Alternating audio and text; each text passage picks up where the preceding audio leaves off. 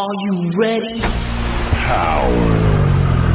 You want answers? I think I'm entitled. You want answers? I want the truth! You can't handle the truth! What we've got here is failure to communicate. I'm building an alliance.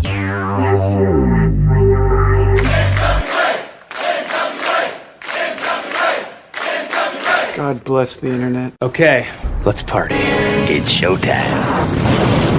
It's time for the Alliance Guys podcast, with your hosts Kevin Frazier, Jaden, DKM, and J. Cal.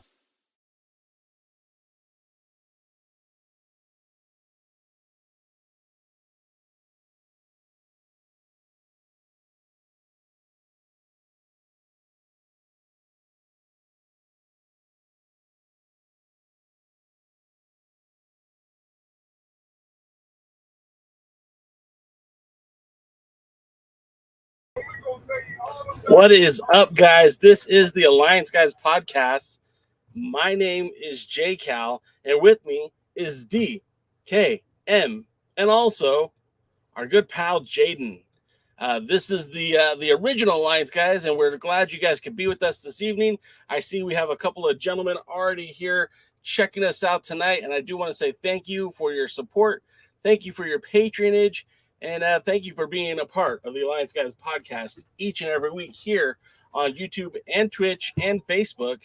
And we're here to talk NWA with you, the fan. My name is J. Cal, that's DK, and the man in the middle is Jaden. Gentlemen, how are you today? Excellent. I'm doing as bad as well as I can do on a beautiful rainy day in Southern New Jersey. Southern New Jersey. Well, hey, did you guys hear the news? I'm not sure if either one of you are aware of this, but last night in AEW, this upstart promotion, it's only been around for a couple of years, they crowned a new women's world champion, someone that we have actually spoken to here on this podcast, someone that we hold in high revere and high esteem. And I'm talking about Thunderosa, former NWA women's world champion, won the AEW Women's World Championship by defeating Dr. Bret Baker. Now, if you don't watch the show, of course, these names might sound a little unfamiliar to you, but DKM, I know that you know who Thunderosa is, and I know you know who Bret Baker is. What do you think about our former World's Women's Champion becoming now the AEW Women's Champion? No, I'm very excited and very happy for her. Of course, I've stated since she was the NWA champion that, you know, she was probably the best wrestler in the business today. Note I didn't state male, female, or anything like that, just the best. And so it's exciting to see her get a chance to hold the new belt that AEW made, and it's the first women's belt of theirs that I actually like. Jade, what are your thoughts on Thunderosa finally cashing in and becoming Women's World Champion? I was excited when the NWA brought her in. I was excited somebody gave her a spotlight. I've been a fan of her.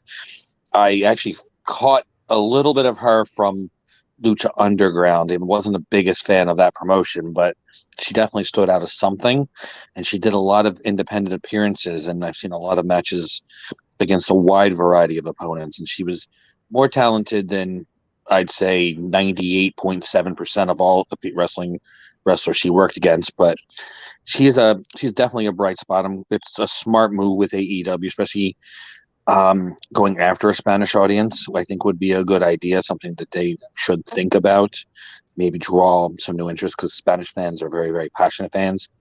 And now that I think about it, you know, Camille beat her for the NWA World Women's Championship. Does that mean that she should be a contender for the AEW Women's Championship? Actually, she didn't defeat Camille. Camille didn't defeat Thunderosa. Serena Deep defeated Thunderosa, and Camille defeated Serena Deep to become Women's World Champion. But she did defeat Thunderosa to get the number one contender spot. And when they had a rematch for that number one contender spot, it ended in a draw. So, I mean, there is some unfinished business between Camille and Thunderosa. And, you know, that forbidden door that is always prominently discussed that Tony Khan serendipitously invented and copyrighted, trademarked, and all that good stuff. If that door ever decides to open, you know, forget Jade Cargill. You got Camille the Brickhouse waiting to just unleash hell on anybody in the AEW roster.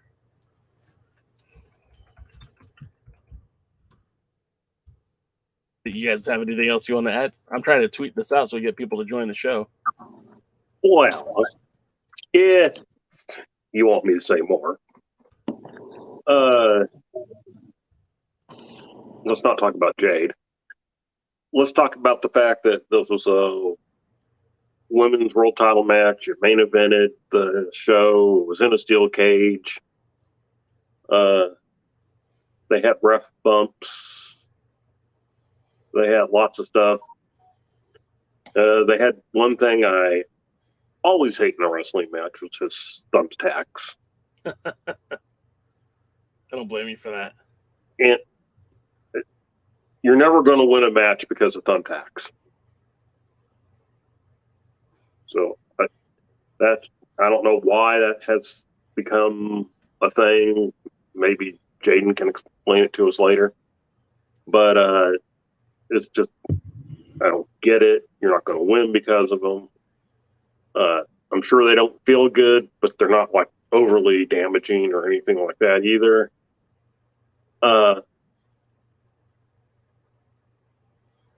And there were some weird things about the match. One, the ring was very small. So I'm thinking it probably was maybe only a 16 by 16 or 18 by 18, but the cage was bigger than the ring. So that was a little bit weird because it didn't fit. It wasn't evenly balanced out.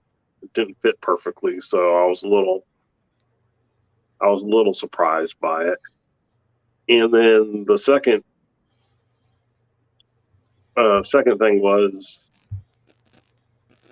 that made me think it was a smaller weird was that the timing at the end was very bizarre in the sequence of moves that led to the pin. It's almost like somebody lost track of time.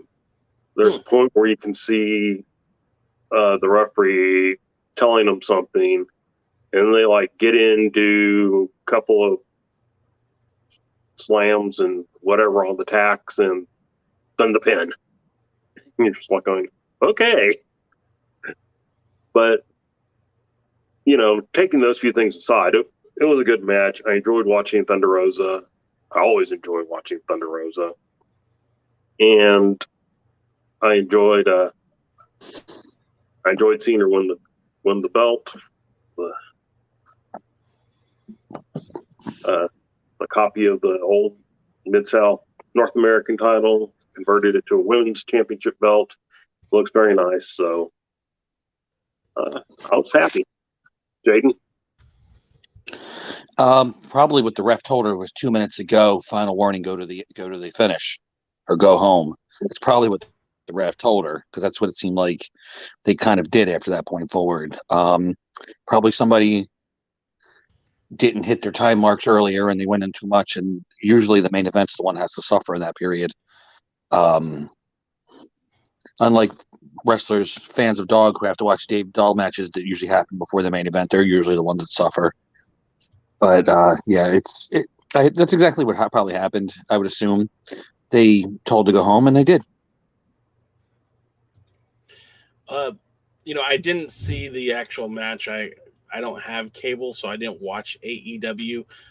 We pay for every streaming service now, and who knows, maybe with this Time Warner Discovery Plus merger, maybe I will have access to AEW in the future. But as of right now, I don't get to watch it live. But I did see a lot of the videos and a lot of the comments on social media. I saw the Thunderosa entrance, and it was very charismatic. The only complaint that I have about this match, about this setup, was I feel like they kind of showed their cards early. Thunderosa was on the Busted Open radio show. heard around the world on Sirius XM, and she had said that you know, her entire family was there, and you know, they were in San Antonio. They really did kind of like show the cards. I mean, look, it's a feel good moment, and especially this last few days have been very up and down on the emotional roller coaster. We lost Scott Hall. You know, Thunderosa winning the AEW Women's Championship almost a year after her and Britt Baker had that unsanctioned hardcore match. Just a lot of emotions kind of going up and down for the wrestling community.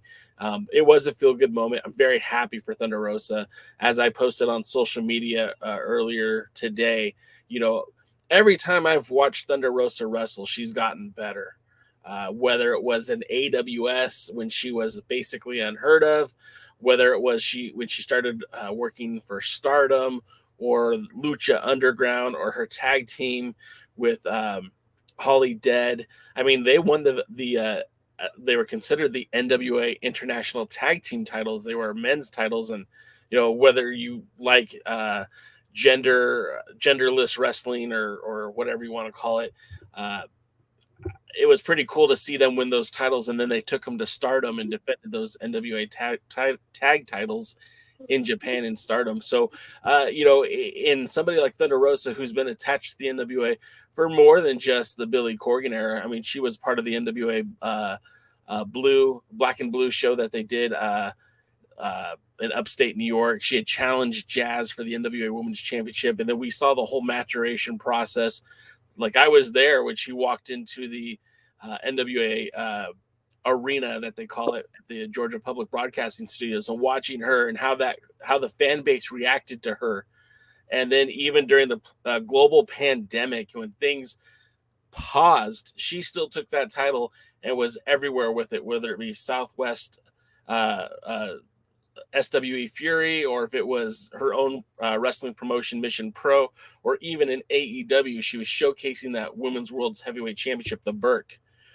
And she commanded so much respect because she sat there and kept working and working and working. She showed up in Combates Americana, the mixed martial arts promotion, put in work there. She really has taken her wrestling to the next level. You know, she's still working as it is now with the girls at Mission Pro. She's still working with Jazz, and they're still training talents. But then after the year of literally giving it all in AEW, leaving the NWA, signing full time with AEW, for her to win that title, I just think that was a really awesome moment for longtime Thunderosa fans, and a good moment for pro wrestling. And it's one of those deals where you see the you work hard, you treat people fairly, you earn respect. You know, I wonder who said that. I just feel like Thunderosa really does epitomize that. And I tip my hat off to her, the whole Thunderosa family, and very happy for her success. And I just think it's a really cool moment. And I'm glad that so many got to be a part of it, and so many people got to see that. And, you know, for the NWA family who've been watching her since she walked into those, remember the drum solos when she'd walk into the arena, the post-production drum solos? Like, man, look where she came from and look where she is now. Just a real hell of a ride, and I couldn't be happier for her. Wait a minute, you're telling me there's drum solos running in my ears? I didn't imagine it? No, you did not imagine it. They did not play them in the arena. They weren't there, but they were in post-production, so those weren't the noises in your head. Well, we're not 100% sure what Jaden heard, but there were drums, and so it may not have been the noises in Jaden's head. But, you know, look, Thunderosa is one of the few people who could go to the WWE and drop into the main event thing, which I hope she never does because they will misuse her so badly. But yeah. I don't trust her. I don't trust the WWE with her, and that's kind of sad because, I mean, look, they wanted her to come in and audition to be a referee, And there's nothing wrong with being a referee. There's nothing wrong with when your career is winding down from in-ring competition for you taking that role as a referee. Because, I mean, you do want somebody who's actually gone through it, but she had so much still left in the tank. And for them to just to shortchange her that way and say, yeah, you want to be a referee, we're hiring. I just think it's kind of nice that she got to feed everybody crow who doubted her. So, of course, there was sad news this week with the passing of Scott Hall. Do you have a favorite Razor Ramon Scott Hall moment? Well, let's start with you, Jaden. What was your favorite Scott Hall moment? I actually remember watching Scott Hall in the AWA. I remember watching Scott Hall in Florida when he was Gator Scott Hall. I remember when he was called Magnum Scott Hall, and he was kind of I think they were going to imply that he was going to be the apprentice of Magnum until he left or he went out somewhere else. But Scott Hall's always been a real talent. I was always been a fan of him. He used to have the coolest poured mustache back in the day. Him and Kurt Hennig, you could see Kurt Hennig at the time was worlds ahead of him in talent, but you could see that he was a puppy with big paws at the time. And I remember watching Nitro Live when he came out and interrupted the match between I can't remember who it was. It was one half of the Destruction Crew and I think Bobby Blaze, but I'm not 100%. And then he did his little intro and everybody went nuts. And everybody was talking about it. And he didn't come out as Scott Hall, even that's what they were calling him. He came out as Razor Ramon. And quite a few lawsuits later, I think the WWE agreed with that. But it was just perfect. It was an absolutely perfect. It was a monumental moment. Sometimes the NWA got a little overboard and sometimes they relied a little too much on it. But when Scott Hall and Kevin Nash first came out, that was pure magic. Something I'll never, ever forget. Devin, you want to share your favorite Scott Hall moment? Oddly, it would probably be the ladder match with him and Michaels.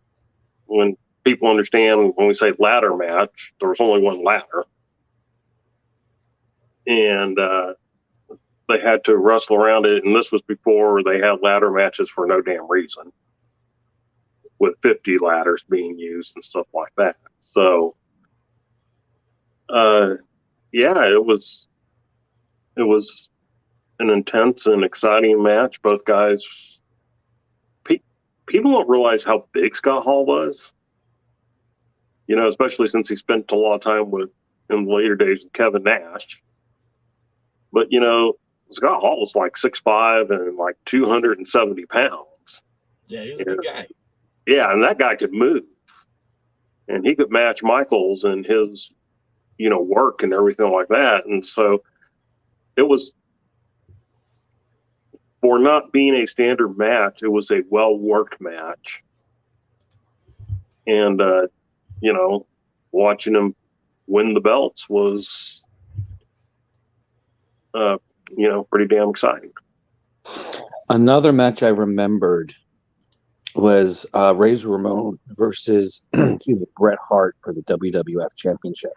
It's probably an ill-forgotten match. Like, many people don't remember it even happening, but I remember it being way better than just about anything going on in the WWE at the time.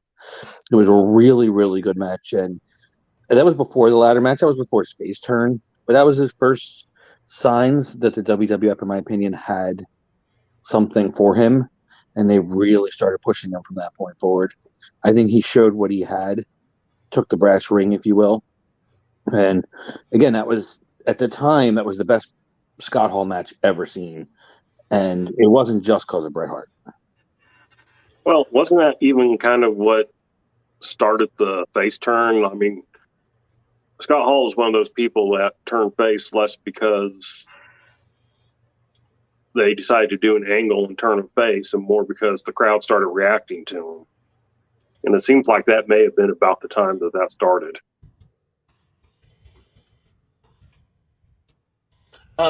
My my memory of Scott Hall was I was first introduced to him. I watched some AWA wrestling, but I never really kept up with it as much as I would have liked to. It wasn't on for a good time for me, and I never really got to see it as much as I wanted to. So I missed a lot of that time where he was teaming with Kurt Hennig. But I saw him debut in WCW under the Diamond Stud gimmick, and that he was, managed by Diamond Dallas Page, and he had this very unique look and something that you didn't really see at the time, a guy like that. And again, to what DKM said, he moved in the ring better than most guys his size. And he never really did a whole lot in WCW. In fact, I think it was supposed to be like Battle Bowl, where he was supposed to be in a tag team, but he was hurt. So they had Brian Clark replace him as the Night Stalker. And then shortly after that, he was just gone. And then he showed up in in WWE as Razor Ramon. Now, to me, that was always the Diamond Stud. So it always kind of like, I laughed. I was like, who's this Razor Ramon guy? Well, all of a sudden he's got this accent, and the vignettes were so fun and so promising.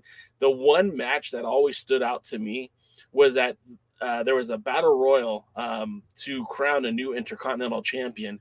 And I believe that was when Sean originally lost his smile. And it was Razor Ramon, and in the finals was Rick Martel. Now, I remember Rick Martel from his days in the AWA, and I was always a big Rick Martel guy, probably more than I had any reason to. I just really liked Martel in the ring, and even with the dumb model gimmick, he did a lot of things right. So when they put them in the following Raw, they put them in the ring together, and it was for the Intercontinental title. I was pulling for Rick Martel, but I was very impressed by Razor Ramon. And we're talking like 1993. And I just really enjoyed seeing what Martel was able to bring out of the Diamond Stud, Scott Hall, Razor Ramon, whatever you want to call him. And that was a memory that was always fond to me. That was actually the precursor to the ladder match, if you forget. Yeah. Shawn Michaels went out because in reality it was contract negotiations. He just kind of left. And they were talking about bringing him back, and there was all this stuff, but they weren't sure. So they crowned the new Intercontinental Champion. And then when Shawn Michaels did come back, that was where the title versus title match and the whole concept of climbing up to grab both belts came from. So that's a precursor to DK's favorite. So, I'm sorry, DK, what were you going to say? Nothing, I was coughing. Oh, okay. James H. Jackson says, say hello to the bad guy. He's going to be missed, man. And what really bothers me about all of it is he was able to finally beat the addiction. He was clean for what I know. He was clean. DDP had reached him.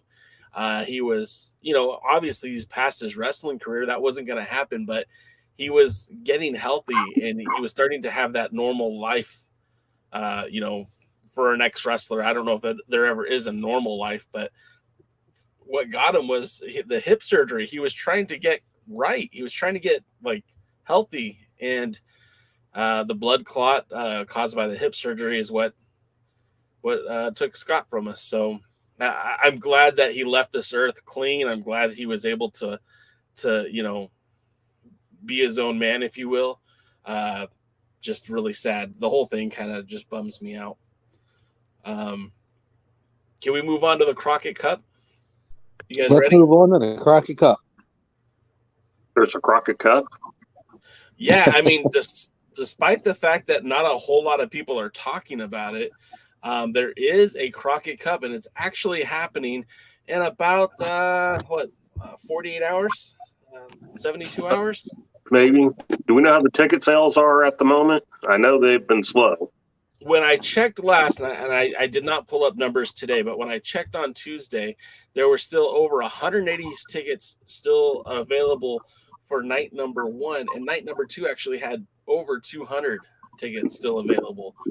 And the problem with the way that this was booked is that they really painted themselves into a corner, because regardless of what happens, there is no way to bring in a surprise entrant that will help push ticket sales. Like, this is it.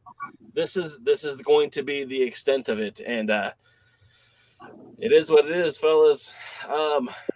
But let's get to it, right? Because Crockett Cup, like I said, is on Saturday night, March 19th, 7 p.m. Central Time. And, they've already got the brackets pretty much in place. We've been talking about this for weeks and weeks and weeks. But tonight we're going to give you our predictions of what we think is going to happen at the Crockett Cup night 1, and then also our predictions for night number 2.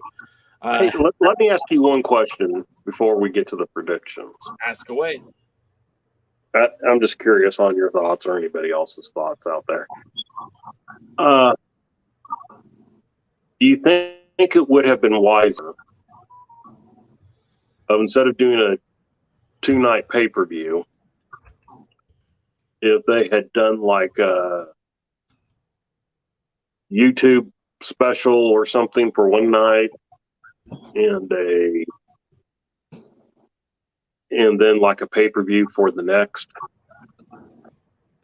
I mean, if we're going to be honest, I think that would have been a very good idea. I think you could have extended the tournament even longer.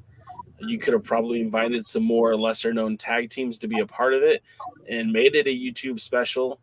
And, you could have done that in place of airing last week's Power Surge, which had no real connection to the pay-per-view outside of airing footage that we've already seen that they already released to YouTube a couple of weeks ago.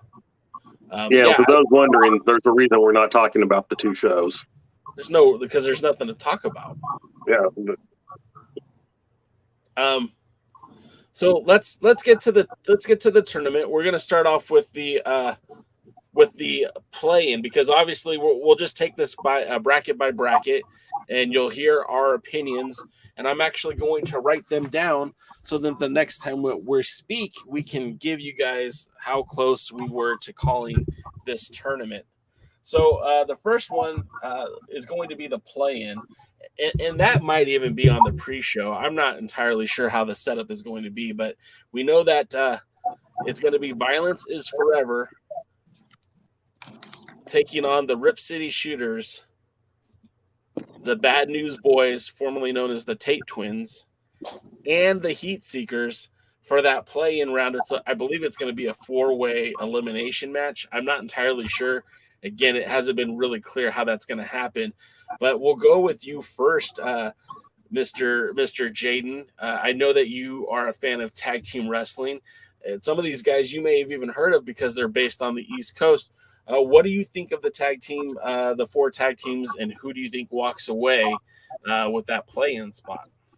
It better be the Heat Seekers. If it's not the Heat Seekers, I don't even know. We riot.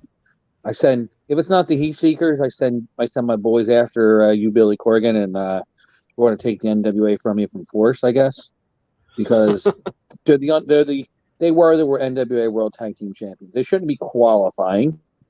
They should be automatically there, and they should be dominating. In fact, they should have never lost the belts unless you had something against them, which obviously you don't, because here they are. Why weren't they just brought in to defend the titles, lose them at least, and then used on the POWERRR for a while? They're a great tag team. They're old school. I can't wait to see them. Do you really want to know?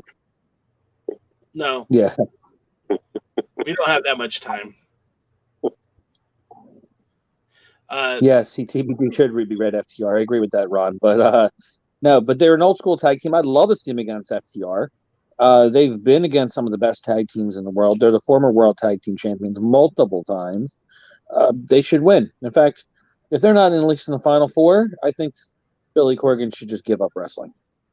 And also, I know a lot of Smart Mark fans love tournaments, but traditionally they don't draw well.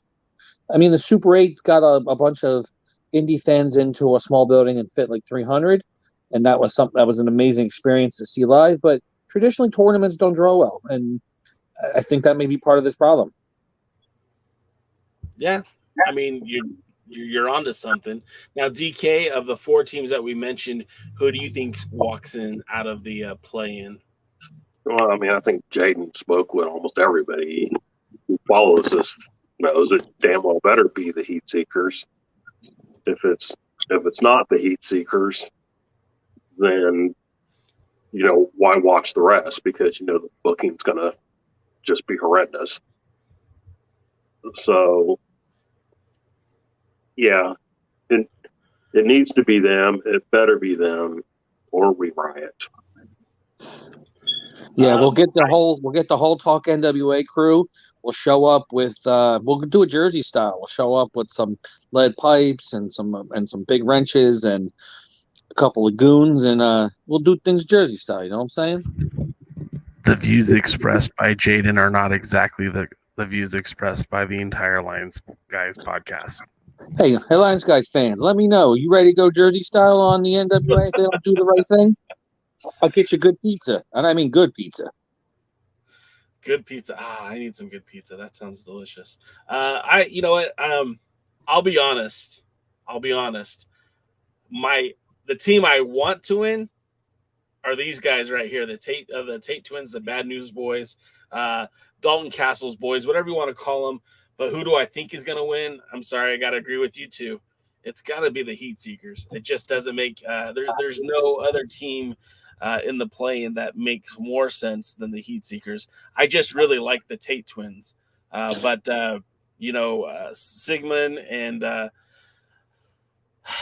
I forgot this guy's name. What's his name? Do you guys know his name? What? I do, Elliot but Russell? I'm going to leave you in the wind here because we're a professional YouTuber right now. Yeah. Elliot Russell? Podcaster. Elliot Russell. Look, Yeah. Jaden, there's something you need to know about me. There's nothing about this that screams professional whatsoever. I know. That's why you're cheering for the Bad News Bears or whatever they were called. But yeah, the Elliot Russell and Sigmund. The twin Marco Stunts. They're twice the size. They're at least 3 feet tall.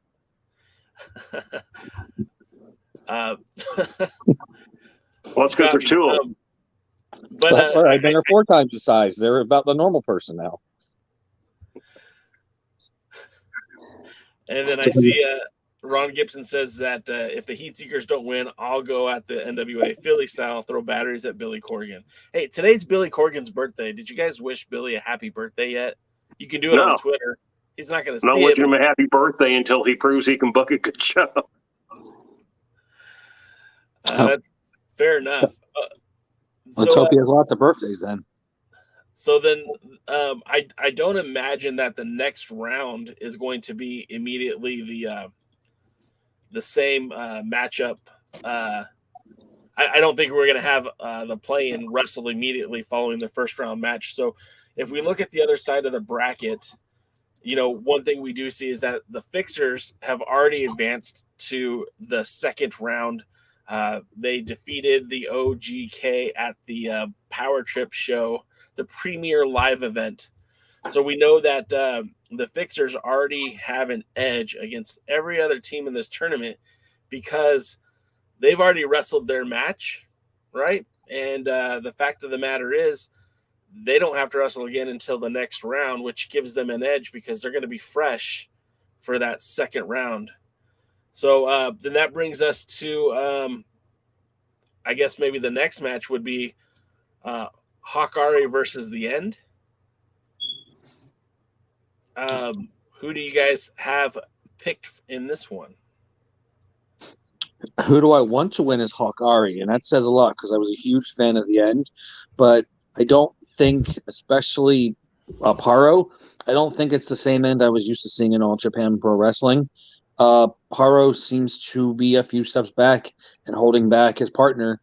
Hey, if there was ever a reason to break up a tag team, that might be it, Billy Corgan. Odinson can be a great singles wrestler, but I think Hawkari, they're a good tag team. I'm a big fan of their style.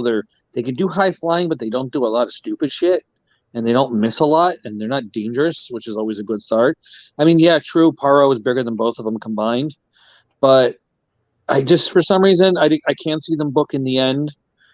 to the end of the tournament. I can't see them getting even out of the first round for some reason, just the way they book their team. And again, also Paro seems to be a few steps behind compared to what he was when All Japan. I don't know if it's age or the fact that he got married and his husband's putting on a bunch of good cooking and to help slowing him down, or if it's injuries or just what it is. But he seems not to be there like he was. So I'm going to go with Hikari. Mr. Mercer. Well, I want Hikari to win. The only reason I think that the end might is because Billy Corgan was talking so big on Odison. I could see that, and like, didn't Odison run the table in the 6-man thing, whatever? Yeah. I could see them doing something like, where Odison basically like the, badass dominates the match and ends up with the win. But I'm going to go with Jaden. I think my official prediction is actually going to be Hikari. All right. And,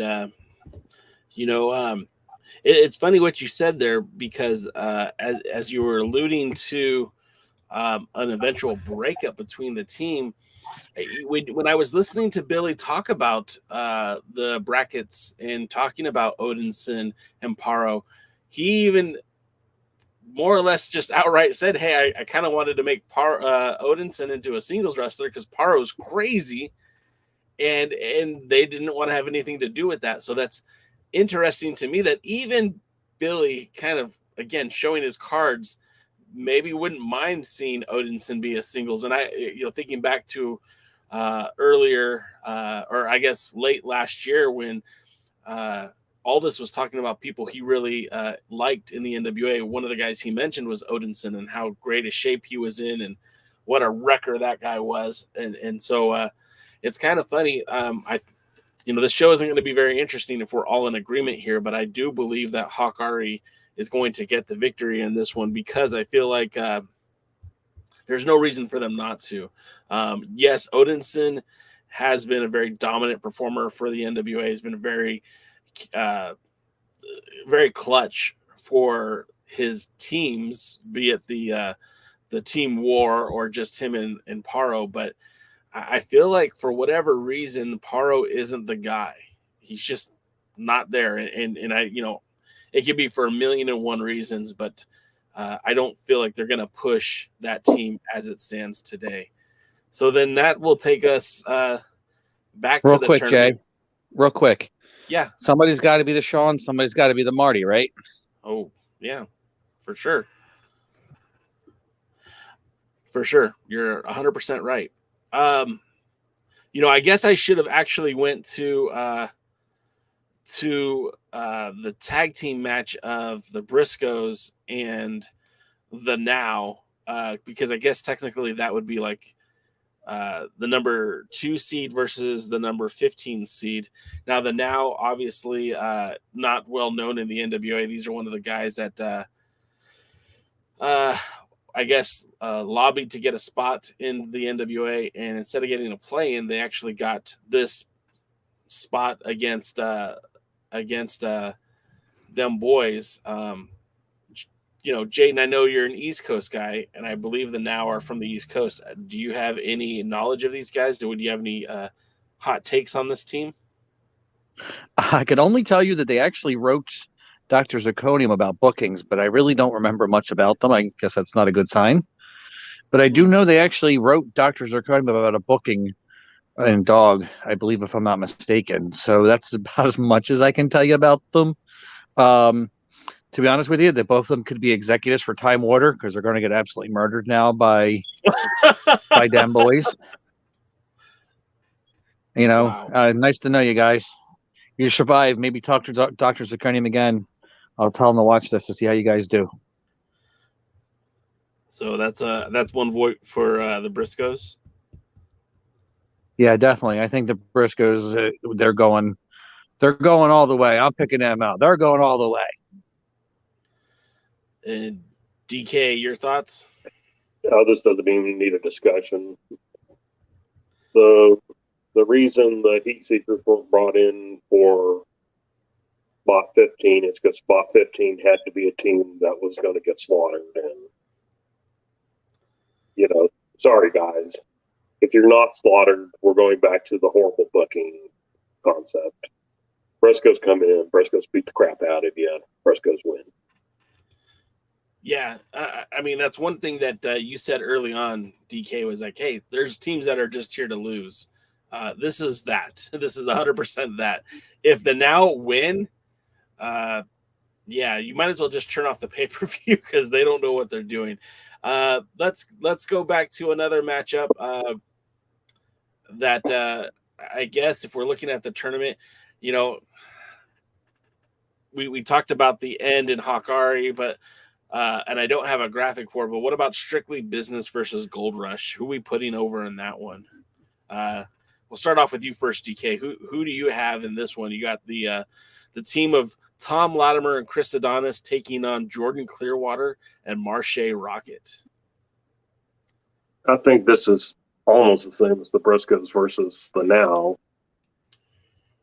No offense to Goldwater or Rocket. I mean, I think it's basically they'll get more offense in, but probably not a hell of a lot more. And it's basically a Strictly Business win. Unless you decide to make this the upset of the show. Yeah. And, and my thoughts are pretty much the same thing. Like, I don't know that this kind of a tournament, you're really trying to set up legitimacy, right? And Strictly Business was one of the most dominant stables when they were formed early on in the NWA Power era. You had the World's Heavyweight Champion, you had Camille the Insurance Policy, and you had the World Tag Team Champions. Now, when Royce left the NWA, you brought in Chris Adonis, who, basically became the national champion. You had two champions, and then Camille won her title. And it just felt like that was the stable of record in the NWA. And now, yes, Camille's still your women's world champion. She still has the Burke, but Adonis doesn't have a title. Latimer doesn't look like he's anywhere near winning a world's championship or any kind of championship in the NWA. But this could be the moment where they really could put a higher emphasis on the tag team division for Strictly Business and put them in an opportunity to challenge La Rebellion for the tag titles. So I too will back Strictly Business here. Hey, real quick. Yeah. What would Luthez do? Paro and Judea should form a new team, the Unimpressive. So I'm giving him props for that one. It's on the screen. A giggle and a snort. Jaden, what were your thoughts on this matchup, and who do you have going over? DK kind of killed my thunder, but I'm going with the upset on this one.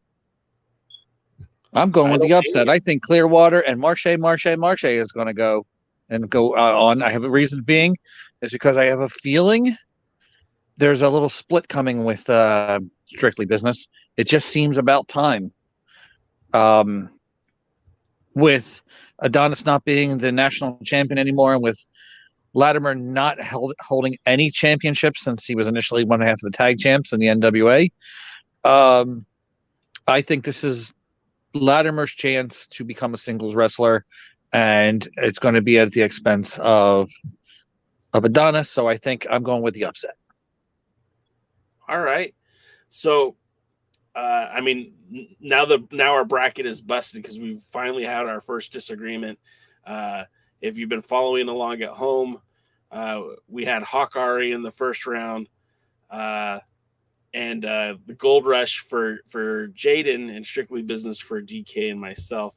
I know I'm kind of bouncing around here, but let's go to another matchup, and that's going to be Pope and Mims, versus the Cardonas, which is oddly enough, neither one of them have the last name Cardona, and that's VSX, who we've yet to see wrestle in the NWA, and Mike Knox, who's had some limited success in the NWA.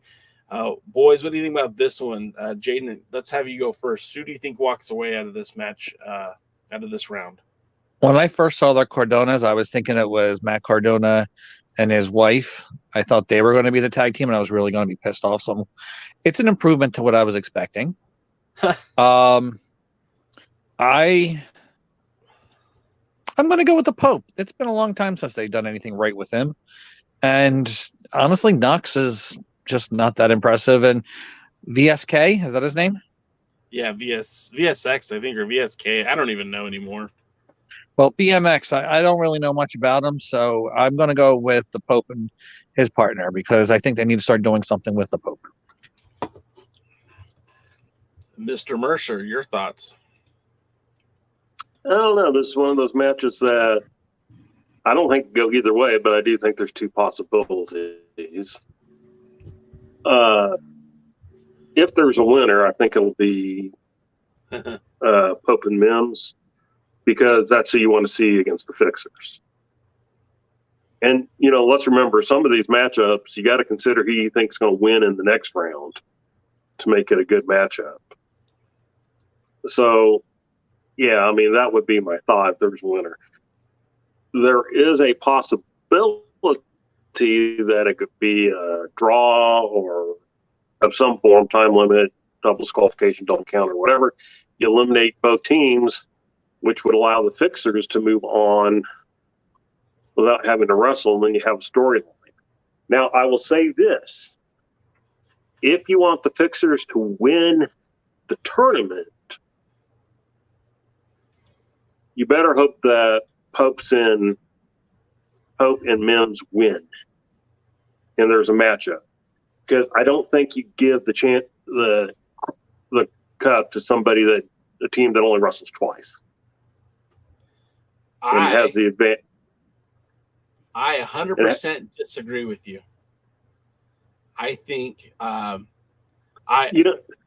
and look, I'm not saying that anybody will do anything that makes sense. I'm just saying that to me, you devalue it if you get a team that goes in there and the first Crockett Cup there were no semifinals because two quarterfinal teams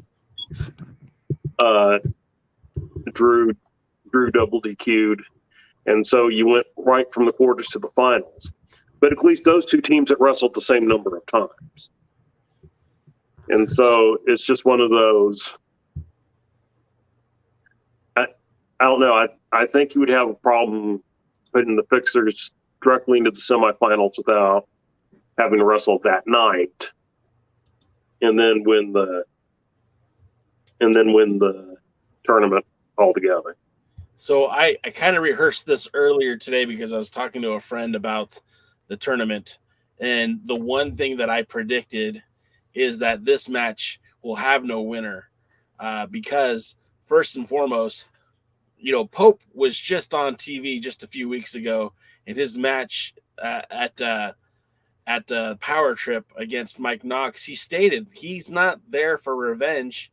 He's there to fight. Revenge comes when he puts an end to Knox. And what that means to me is that he's not looking for a pinfall or a submission. He wants to injure or get Mike Knox out of the NWA by any means necessary. So with that being said, he doesn't care about the Crockett Cup. Look, he's not a tag team wrestler. He's got no desire to go for that. If anything, he should be wrestling for the World's Heavyweight title. So for Pope, there's no real incentive here. Yes, I get that Mims looks up to him and he was Mims fought for the Pope against Mike Knox on the earlier seasons of Power after Pope was injured. But I just feel like he doesn't care.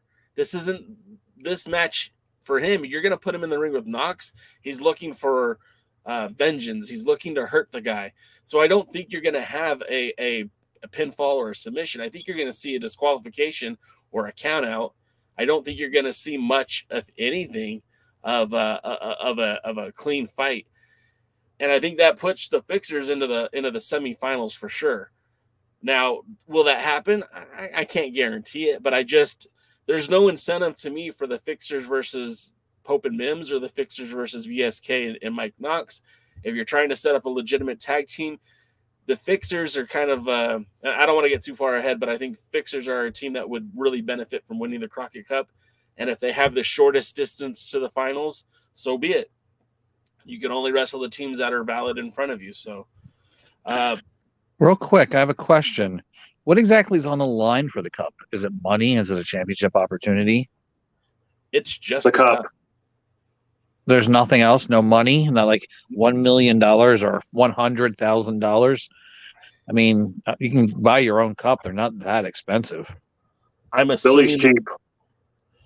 I'm assuming the winner of the Cup gets just to face these guys. I don't think there's anything too dramatic about it. I don't think what if they're the winners?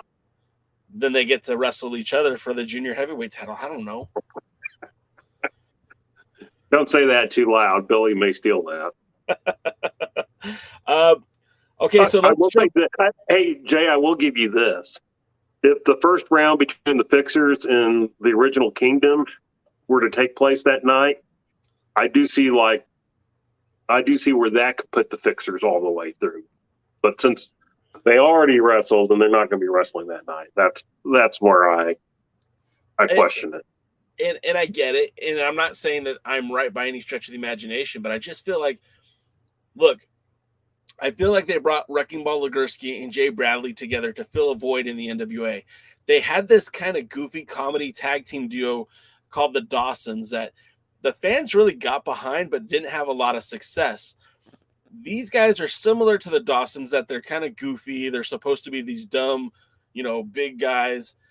But the Fixers are getting over with the NWA audience. They did an entire episode of Power Surge that was, quote unquote, produced by the Fixers. I think the fans have shown enough support that I wouldn't be surprised if Billy puts this on them to make them a legitimate challenge for the world tag titles. And again, this would be an NWA creation, something that we haven't had a whole lot of a tag team that, the NWA is pushing because they created it. Look, maybe they don't win the Crockett Cup, but I think there's a legitimate good story to be made there where you make them a legitimate tag team. They brought War King in and broke that team up. They brought in the End and haven't done anything like positive with them. This would be a homemade tag team that they could kind of push into that spotlight.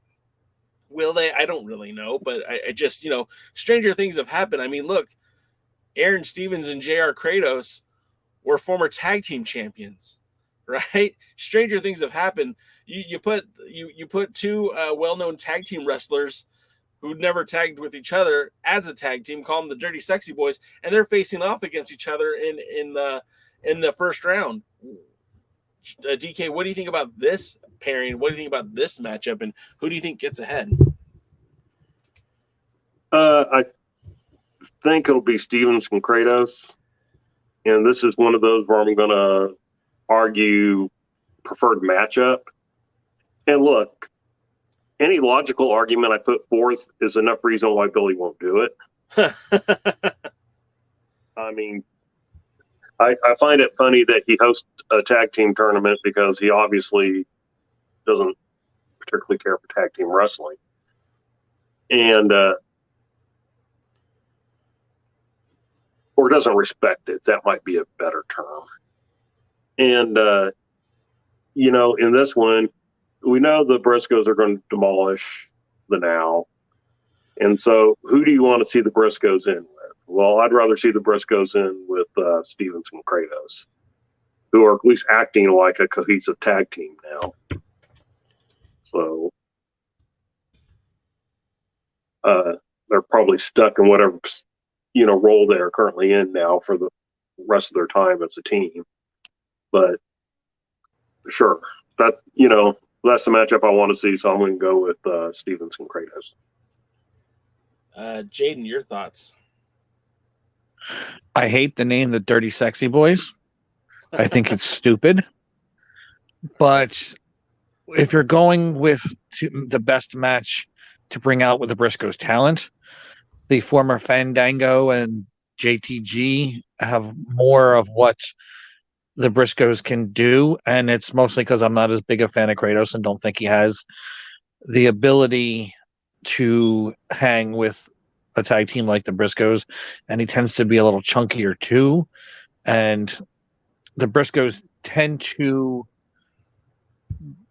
be less forgiving with chunkier wrestlers. They tend to try to make them blow up, and I don't see that being a great part of the match. So I think the DSBs are going to go over, and I think that match will be better against the Briscoes. And I'm going to agree with you, Jaden. I do believe that Kratos and Stevens are going to be eliminated by the DSBs. I think matchup-wise, I think that's the matchup I think would makes most sense for the Briscoes. I just why didn't you guys share your crap with me? Well, like, look, Kratos and Stevens, if they lose, look, whoever loses, right? I mean, it doesn't look good for anybody when you lose. But I just feel like, I think the DSB could have that match with the Briscoes, and that's the thing. Like, we don't know if the Briscoes are going to be there on Monday and Tuesday for the TV tapings as well. And if they I've heard a rumor they are. Yeah, I heard the same rumor, but I don't know nothing until I see it, on TV. But there's so many questions that I have that there's not enough information for me to really fill it in. And again, I don't think that Kratos and Stevens are long for this world. James H. Jackson asked earlier how many teams are going to break up after the Crockett Cup, and I'm going to say a good majority of them are. I mean, there's plenty of reasons to break some teams up, and Kratos and Stevens, although they have been on the same page as of late, they don't need to be. There's other things you can do with Kratos that would be more interesting. There's other things you can do with Stevens that would be more interesting. Well, and this would bring up a whole conversation that maybe we can have next week.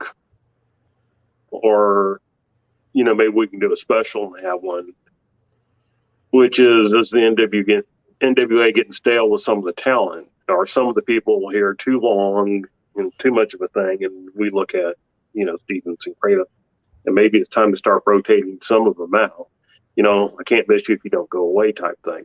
I do want to touch on one thing real quick, and I do mean real quick, because I want us to get out of here in a bit. But so the story is that Tony Khan's not interested in the Briscoes because supposedly some Time Warner guy doesn't want the Briscoes because of Jay's homophobic tweets from however many years ago, blah blah blah. Yet they still have Sammy Guevara up there with his comments about Sasha Banks. They just sent him sensitivity training. And right now, we don't know if ROH is being proposed for a Time Warner channel or not. So, if it doesn't end up on a Time Warner channel, then does it matter what a Time Warner or Time Warner Discovery or Warner Media Discovery Plus, HBO Max, whatever, thinks? So, but if that is the case, then I could see the Briscoes actually being around for a set of tapings and another pay-per-view. And just to point out, I showed it on the screen, but both Scooby and James H. Jackson said that Kyle Davis did slip up and mention that the Briscoes will be at the TV taping. So that might change the dynamic of this tournament. If you think about it, if the Briscoes are going to be around, then maybe them winning or at least advancing in the tournament to a high level is more likely. We just lost Jaden, but that's all right. He'll be back, I'm sure, when he can. So let's get to the other match that we haven't talked about yet as I pull up the graphic here. Thank you guys for being patient with us tonight. We're trying something different. We're doing a live prediction show, so if things kind of seem a little out of sorts, that might be part of it. We've got the Ill-Begotten versus Doug Williams and Mr. Harry Smith. I think this one is a slam dunk for Doug Williams and Harry Smith. I don't think there's any doubt about it. But Jaden, I want to get your take. Williams and Smith or the Ill-Begotten? I'm a big fan of the talent of Davey Boy Smith Jr., Harry Smith, whatever you want to call him, DK Smith. I've always been a big fan of Doug Williams. I always thought he was a great talent. The pseudo British tag team, I think they're going to go over. They should. Their association with Aldis, I think, helps their cause. And Harry, maybe not win this tournament, but if he makes a good showing as part of this tournament, maybe he should be part of those TV tapings. Nobody else is using him anyway. And maybe we could start seeing him versus Aldis or whoever the champion is after this. Or, there's a plethora of talent that they need to refresh the talent. He's got it. Why not use him? DK, your thoughts? Yeah, I hope this isn't a one-shot for Smith. I think this is similar to what we talked about in some of the other matches. I think the Ill-Begotten been brought in to lose. There's arguments of why they're in the tournament. Well, this is why they're going to put over the British invasion or the British Canadian invasion or whatever. So is that all around one? Well, then the final match was really the first match, La Rebellion versus, we're all assuming is the Heat Seekers. Who do you got? This is where I'm going to go with the upset, and I'm going to say the Heat Seekers. Okay. Now, based on the way they say they book it, I probably think it's going to be La Rebellion, because then they finally get to beat the champions and never lost the titles. Okay, I'm also going to go with La Rebellion, just because they're my dudes. I've seen them in Mexico multiple times, but I really feel like as much as the Heat Seekers make a lot of sense for this tournament, I don't think that when Billy put this thing together that he was putting a lot of stock into a team that basically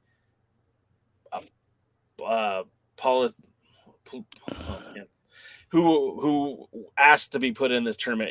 Long term, I don't think that's who he was looking at to put over. So I really feel like this is just kind of an afterthought. Now, what they do with the Heat Seekers after the tournament, the TV tapings, if they're still around, which I hope they are. Please don't take this the wrong way. I'm not saying that I don't want the Heat Seekers in the NWA. I just don't see them going over La Rebellion. I think that they do have a lot of value. And the fact that they're multi-time tag champions, they could always pull that out of their back pocket. Hey, we've been tag champions. We deserve a shot one more time. But I also wouldn't be entirely shocked if they went over La Rebellion. Then, La Rebellion doesn't need to win. They're still tag team champions. At the end of the day, they're the champions. They have the titles. And whoever wins this tournament, is going to be looking to get an opportunity against them. So if you're looking to create stars, like Kevin said a couple weeks ago, if you're looking to create stars, it might be time to have some upsets in this tournament. If you're just trying to make the tag team champions look stronger, well, then you just have them go over. So that is the first round. J-Cal, question for you. Yeah. Is La Rebellion a makeshift tag team? Did they get put together? No, because I don't remember hearing of them as a team before the NWA. They actually wrestled quite a bit in the independent Mexican wrestling scene. And they kept saying that they were connected to AAA, and they will be wrestling for AAA when they're in the United States. But I think the team was really put together at the Crash in Tijuana, where there's a whole stable called La Rebellion Armeria, which is a long story short, but I feel like it was an offshoot of the Perros del Mar that, that when that group split, you're gonna have to just go double check the research. But La Rebellion Amaria at one point had Luke Hawk in the group, Rey Horas, which he used to go by Hijo de Rey Mysterio, which he wasn't really the son of Rey Mysterio, but I digress. And they had a couple other luchadores in there, including Mecha Wolf and Bestia 666, as well as Damien 666 was a part of it. So there was a lot of moving parts to that group. But again, that was kind of birthed out of Crash in Tijuana. And so they weren't well known in the States as a tag team, but in Mexico they were. And then once they kind of broke out in Tijuana, they started traveling together a lot. They were wrestling in the UK. They had a lot of appearances in smaller indies in the US. But I think the biggest spotlight they've received is as part of the NWA as World Tag Team Champions. And so to answer your question, no, they're not a makeshift team. They've been together for quite some time. So some more comments real quick. James H. Jackson says, quite a few of these teams are filler for the tournament. Nothing against any of the teams, though. I do agree with that. Dave Scooby says the Aldis may need backup against the Cardona clan.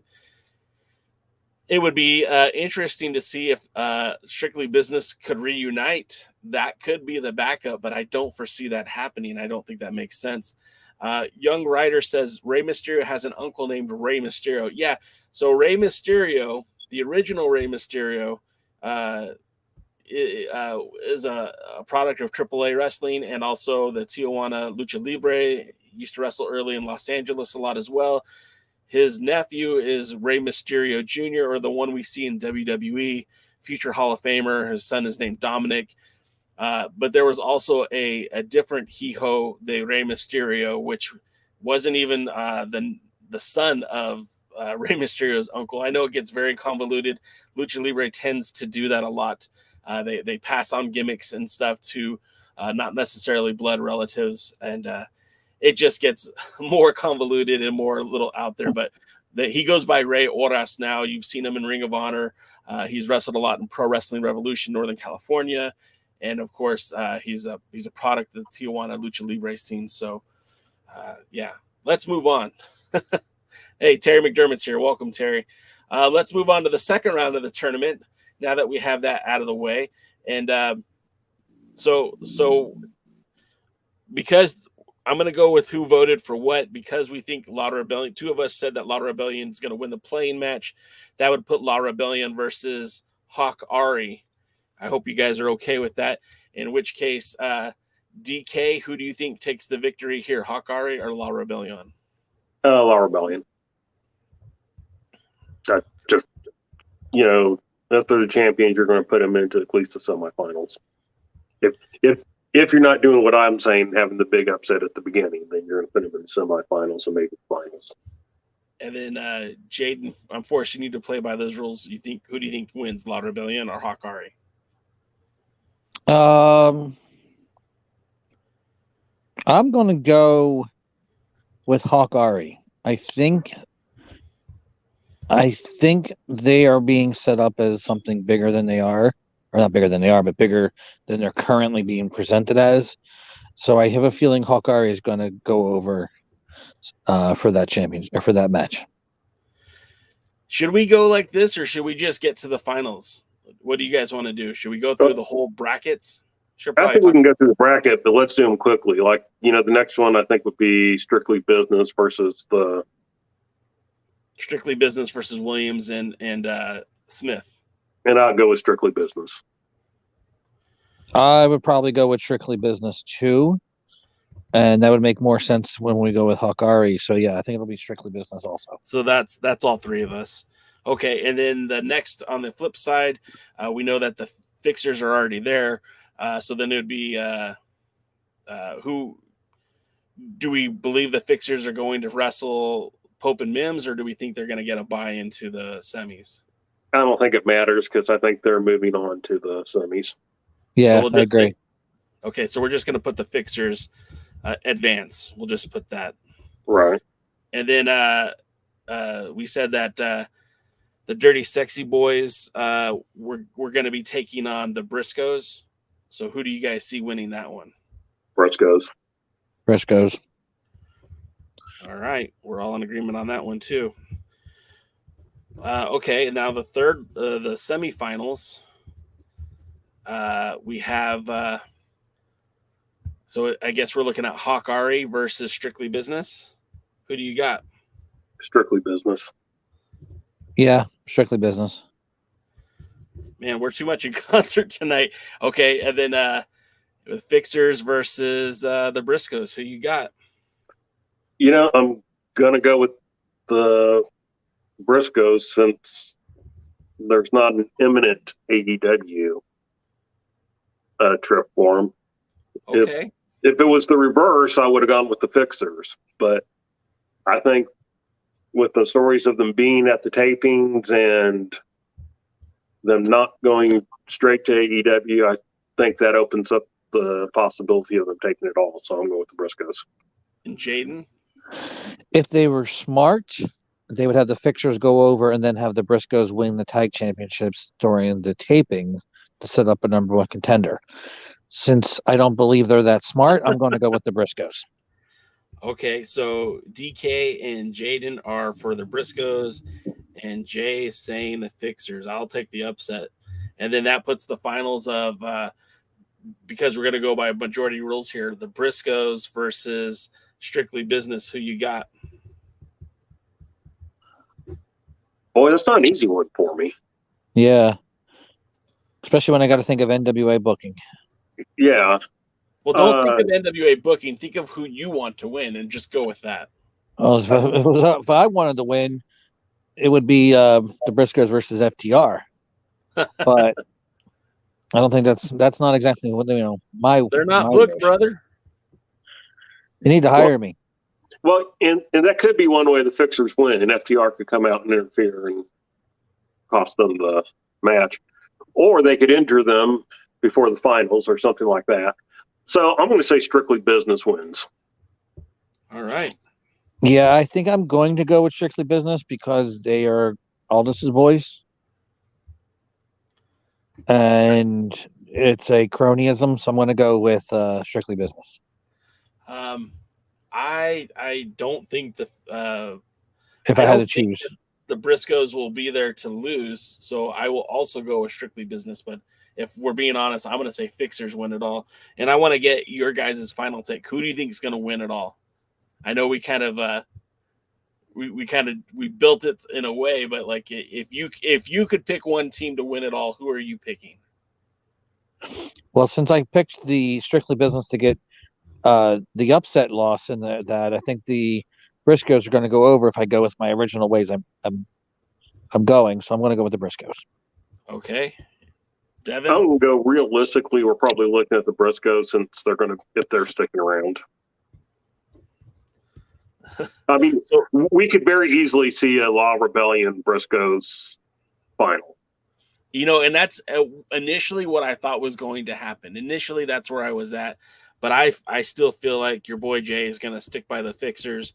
Jay Bradley, Wrecking Ball Ligursky's, you guys better not let me down. All right? I don't have any objection to them winning. I just don't know that I have a hard time believing that with all the other teams in there that's the one Billy's going to put over. Dave Scooby says Asheville, North Carolina is only 4 hours from Nashville. Does FTR show up to confront the winners of the Crockett Cup? I mean, if they were going to be involved, they should have just been involved. I think that's going to be a great feud if and when it ever happens. I just don't feel like it's going to happen in the NWA. And I don't feel like Tony Khan gets enough out of a working deal with the NWA for him to do that. James H. Jackson says, I honestly feel the Briscoes will be touring in various indies, including the NWA, due to the AEW rumors of them not going there, but they can command halfway decent money and not need to go to AEW. I mean, that's the thing, right? Let's be 100% honest. AEW is paying their talent very, very well, but there is an opportunity for lots of tag teams, lots of wrestling out there outside of AEW. They can't sign everybody. And even if you take Ring of Honor off the table, there's still Impact Wrestling. There's still Pro Wrestling Guerrilla. There's still Lucha Libre like the Crash or AAA. There's so many other options that are available. And I mean, there's indies. There's Dangerous Adrenaline Wrestling Gladiators. There's Iconic Heroes of Wrestling Excellence. There's, Championship Wrestling from Hollywood, United Wrestling Network. There's so many options out there that I don't think that if the Briscoes don't get signed by AEW, I don't think they go back to chicken farming. I think they'll be all right. I think they could still make a living doing wrestling.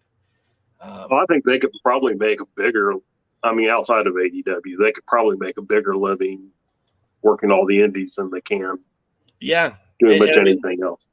I mean, Pro Wrestling Guerrilla, AIW, Black Label Pro. There's just so many good good independent wrestling promotions that are out there.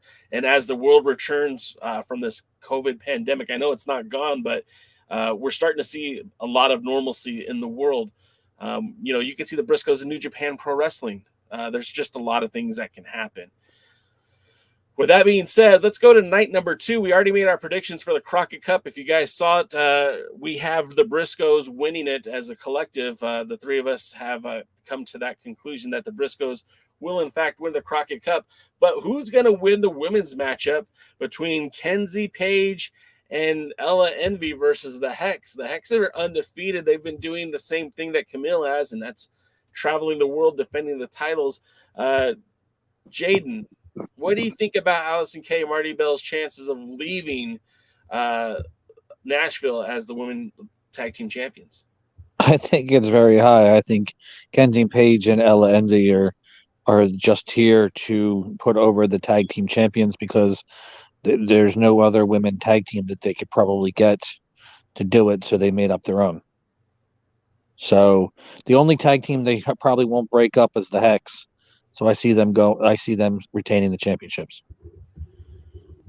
Mr. Mercer, your thoughts? Yeah, right now you'd be idiots to take tag titles off the Hex. And the reason I don't think they would break them up is because I don't think Allison Kay and Marty Bell are going to break up. They do the traveling to other promotions right. They travel. I mean, they were just in Europe. Yep. And so, they travel, they do what needs to do, they win titles, and but they're always the NWA Women's Tag Team Champions. And so, you'd be an idiot to get it off of them, which no reason Billy would do it. But yeah, I mean, they needed a title defense. They found a team to do it. I know Kenzie Page is very big in the NWA office. I know that she is, been very clutch for the NWA. They've used her in multiple roles. She's challenged twice against Camille. They've put her in tag teams. She's filled in the voids when they've had people missing from shows. So I know that the NWA is high on Kenzie Page, but you don't break up the Hex. And the only team you don't take the belts off the Hex. And the only team I think that would be the team of Kylie Ray and Tootie Lynn, and they're not challenging for the title. So I think the Hex will walk away as champions. I think that's pretty much a done deal. Moving to the next, and these matches aren't necessarily in order. I don't have an advanced card in front of me. These are just my assumptions. So if you guys please don't take this out of hand. Don't take this that this is the gospel here. These are just what J. Cal's predicting that the match lineups will be. Next up, I think, will be the television title match when you have the Idolmania's Crown Jewel and Tyrus taking on Rodney Mack for the TV title. I'm going to go with you first, DK. Who do you see walking away as your television champion? Realistically, no matter how many good feelings I have for Rodney, it's going to be Tyrus. My only hope is that Rodney can put a good beating on them all before it's said and done. And Jaden, who do you feel might walk away as your new walk away as TV champion? I don't want to lead the witness here. I actually, since you're leading the witness, I'm going to go with Rodney Mack. I hope he beats the crap out of Tyrus, and I hope he breaks Austin Idol's jaw where they have to wire it shut so we don't have to listen to him. Oh, that's going to get you heat. There's a lot of Idolmania sports management fans in this group. Yeah, I know. A lot of people do cocaine and like 500-pound gimps do go around and beat them up and step on their testicles with high heels. A lot of these people ain't right in the head. That's all. With that being said, I'm backing the Mac too. I think it's time for a change. I know the Tyrus has had that belt for quite a while now.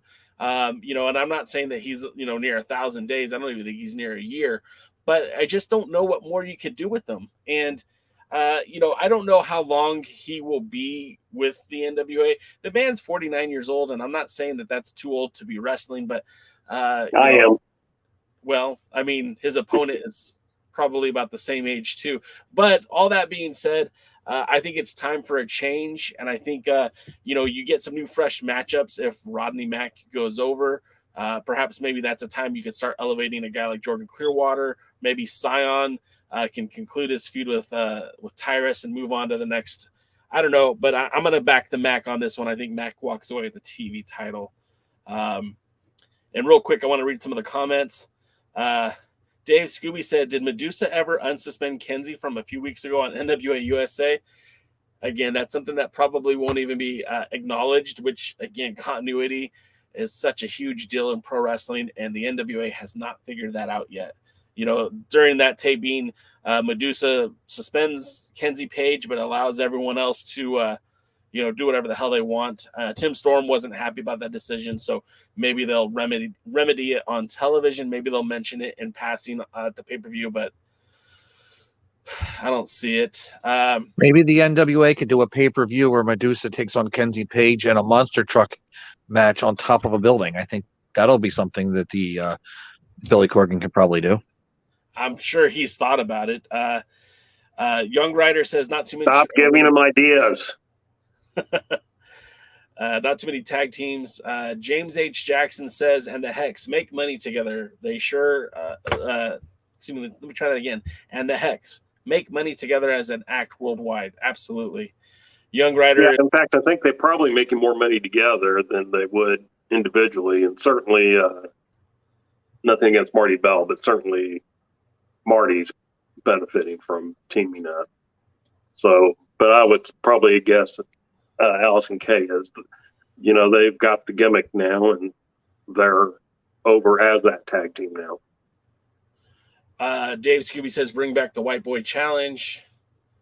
Our pal Vincent Verb, thanks for checking us out again, Vince. He says they need to get the belt off Tyrus. His heat is mostly for Fox News and his poor work in the ring. I mean, I'm not arguing with you. I just, obviously, there's a reason why he's on television with the NWA, but I think it's time for a change. I think just a change of pace would be do everyone some good here. The next match I think is going to happen is this match, the Junior Heavyweight Championship match, the final four-way match. Aries, Corino, Lockhart, Homicide. A lot of great wrestlers here in this tournament. Jaden, I'm going to go to you first. Who do you think walks away with the Junior Heavyweight title? I'm going to say it's Colby Corino, and I say he does it when he injects Austin Aries with the vaccine, and Austin Aries explodes into a ball of fire, and that's how the finish is going to be. Okay. DK, who do you think is going to walk away with as the tournament winner, the four-way, the new Junior Heavyweight Champion? Well, I wanted to be Darius Lockhart, but it'll probably be Colby Corino. So you're going Colby as well? Yeah. So, I mean, that's who they seem to be building. I thought I would have put money on it that Aries was going to win this title until they announced that he's part of the Control Your Narrative movement. And I feel like that absolutely kills any momentum he has in the NWA. I don't think Billy wants his guys to be a part of other programs, especially as ones that are as ridiculed on the internet. And instead of going for Colby, who you both have said, I'm going to go Homicide because I know he's a trusted hand. I know he plays a vital role with the NWA. And I think it also sets up a really fun feud after the fact with Homicide and Colby Corino going back and forth for that title. You're right. They did do a great job building Colby up as a competitor, as a guy that could challenge for that title. But Homicide has a lot more of a bigger and better resume than Colby Corino. Yeah, but he wrestles for Game Changer. Yeah, but so does your world's heavyweight champion. That doesn't stop the NWA. Yeah, but that's they want the Cardona name value, whether they're getting any out of it or not. I don't know that they necessarily want. And they're not going to bring in. They're not going to bring in. I mean, the Briscoes wrestle for him too, but they're not going to bring in everybody that wrestles for Game Changer. I think it's. Don't give them any ideas, number one. And number two, don't think for one second that Colby Carino wouldn't take that payday to go work for Game Changer Wrestling. He learned a lot from his daddy, right? And Steve Carino worked everywhere. Well, that depends on who's actually booking him. Yeah, and the thing is, too, Colby Carino is doing his best to stay straight and clean. He will have a much harder time in the Game Changer Wrestling locker room. That's a fair point.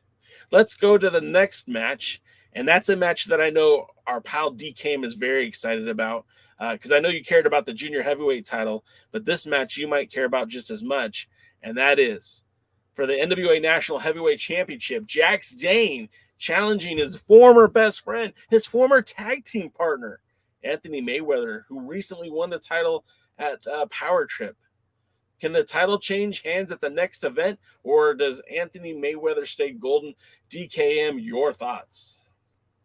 The national title is the one title that's been very unstable under the Billy Corgan era, so I'm going to go with the sentimental favorite, say Jax Dane walks away with the title. All right.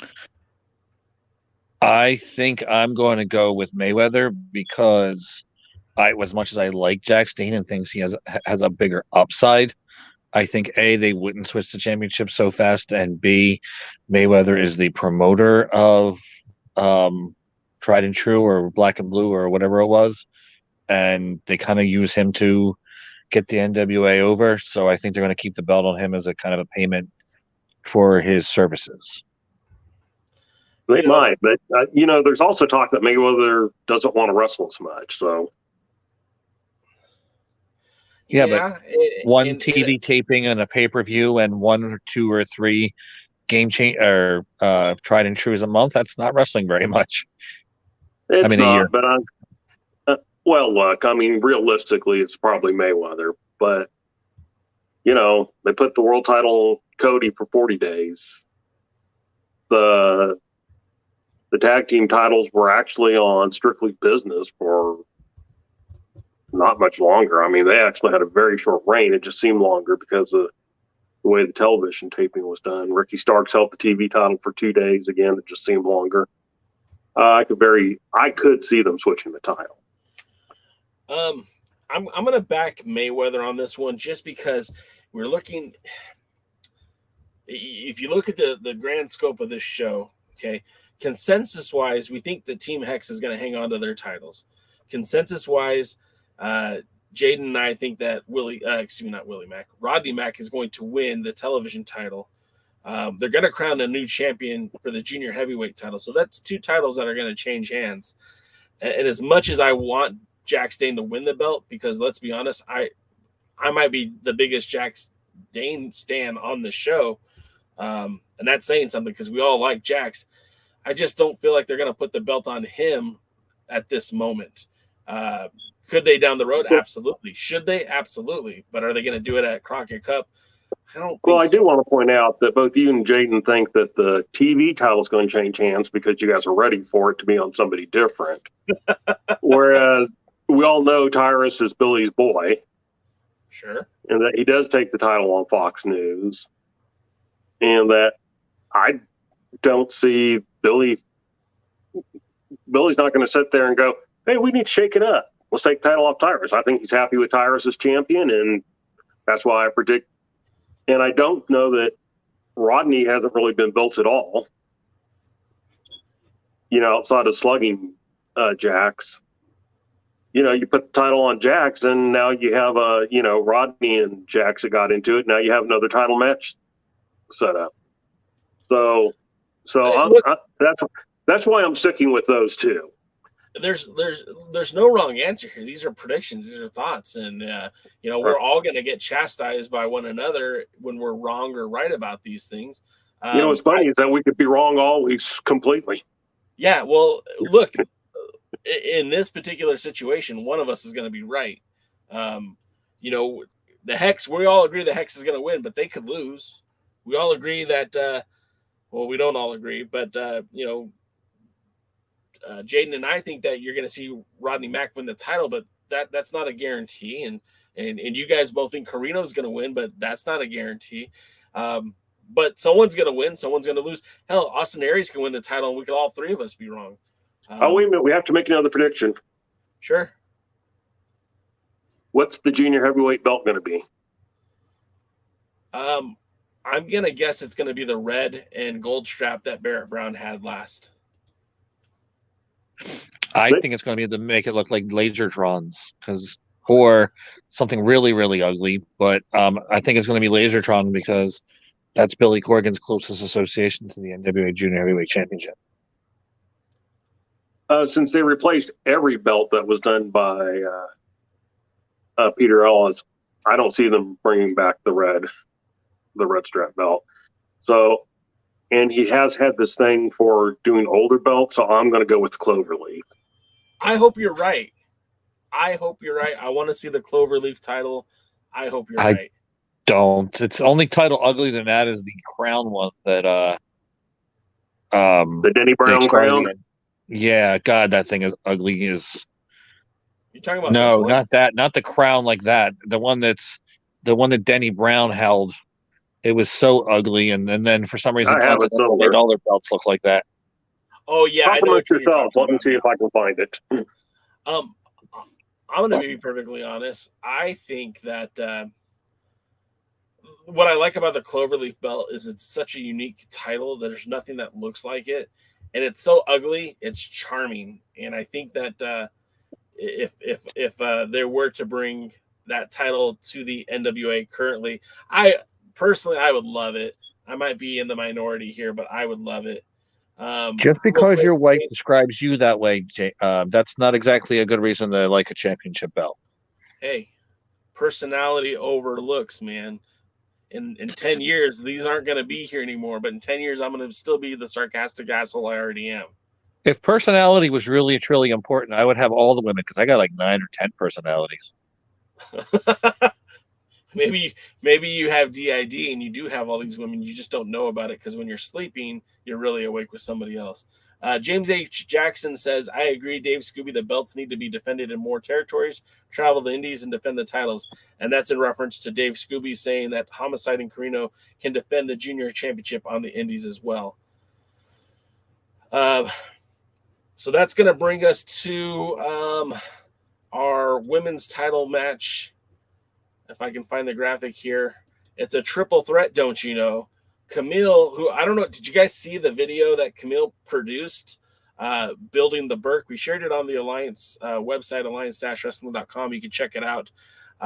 She's taking on Kylie Ray and Chelsea Green. And the confusing thing about this is this doesn't connect with the NWA, at least not what they've been presenting on TV. What would make the most sense here would have been a match versus Natalia Markova. That is not this. That is not that. It is going to be a triple threat where Camille defends against Chelsea Green, who she defeated at the 73rd anniversary show, and Kylie Ray, who has yet to have a one-on-one match, but has had a little bit of time in the ring with Camille. DKM, who's going over? Who's going to be holding the Burke at the end of the night? I'm going with Camille. Again, you'd be an idiot to take the title off of her. And again, Billy can certainly be an idiot, but Jaden, I know that I'm going to go with the odds and say that Billy takes the championship off of Camille. And I say if Kylie Ray shows up, Chelsea Green's going to pin Kylie Ray for the championship. See, the way this match gets booked to me is it really will let you know what happens in the main event, because I think if Chelsea Green wins, I think Cardona keeps the belt. I think if Camille wins, I think it could mean that Aldis will win the title, just because, the Cardonas are hot. They just are. Matt Cardona is everywhere. People are talking about him. And if Chelsea Green wins the title, then I think Cardona sticking around the NWA just gives them another incentive to stick around. Plus, it's a nice feather in her cap. She's also injured. She has a broken wrist, so I don't know how that's going to play into it. She said she's going to be able to wrestle, so we'll see how that goes. But I think Camille's going to walk away with the title. I just feel like she's too good to take the belt off of her. And unless she really pissed somebody off, I don't think she's going to lose that belt anytime soon. Who has the broken wrist? Chelsea Green. She broke her wrist again. I'm about to say, sure, this is not like an Iron Mike Sharp or a Bob Orton thing going on right now. Yeah, No, we're not. But hey, DK, you're out of focus, or not out of focus, out of frame. There you go. I'm trying to find something. The people love your face. The people are sick then. It's James true. H. I mean, Jackson, you're like Idlemania. James Good H. point. Jackson.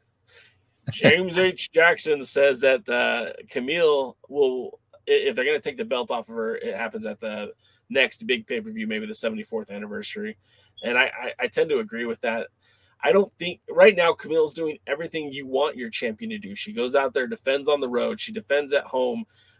She gets better every time we see her. She's been in the ring with a lot of really good quality women. And honestly, I don't have enough nice things to say about Camille. I think she's doing everything that Nick Aldis used to do. The things that we liked about Nick Aldis, that we respected about Nick Aldis, that's what Camille's doing. So to me, I have no desire to see them take the belt off of her. If they do, I would be shocked, but not necessarily surprised.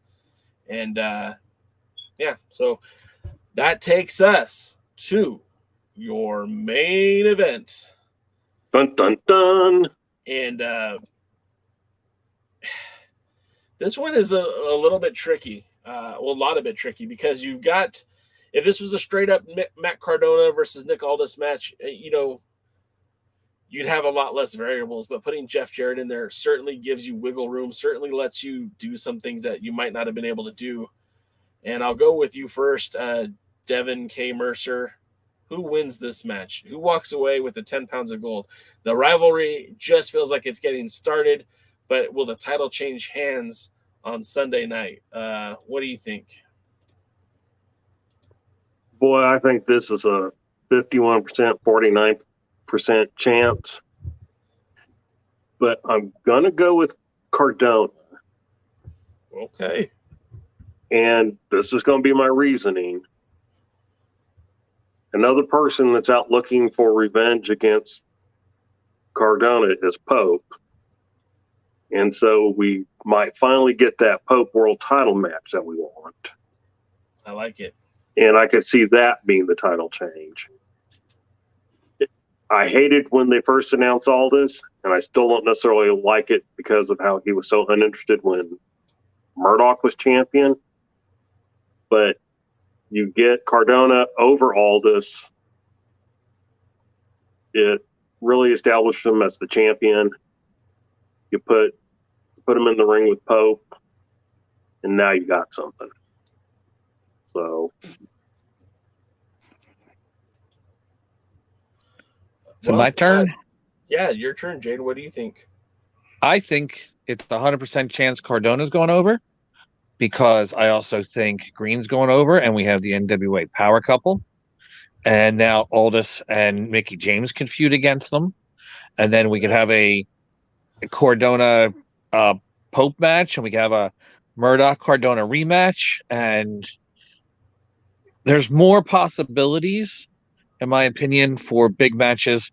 All right, look, I think it's a wise idea for a promotion to book Cardona. I am not necessarily believe that the NWA was wise to put the championship on him. But I think there is money there. I just don't think the NWA A can capitalize on it, and B, half of the fans hated it as much as half the fans loved it. Too much dichotomy on that one. But if they're going to build these big matches, they're going to milk Cardona for everything he's worth. There's 3 future matches right there: a mixed tag, a rematch with Aldis, a rematch with Murdoch, and then the title change with the Pope. So, again, this is logic, so I'm not sure what's going to happen, but that's how I would do it. yeah, I mean, I just think there's bigger matchups with Cardona. I mean, you put title back on Aldis. Well, who's out there that you really want to see him challenge? Marty Scurll? No. That was a joke, guys. That was a joke, guys. Well, we know. But I It mean, just wasn't funny, but it was a joke. It was a joke, not funny, but a joke. Yeah, but I mean, you know, I don't want to see him and Murdoch again. I don't want to see him and. I mean, Harry Smith would be about the only person I'd really want to see him defend the title against. And so, but I think you put Cardona in there, you have a Murdoch rematch, you have an Aldis rematch.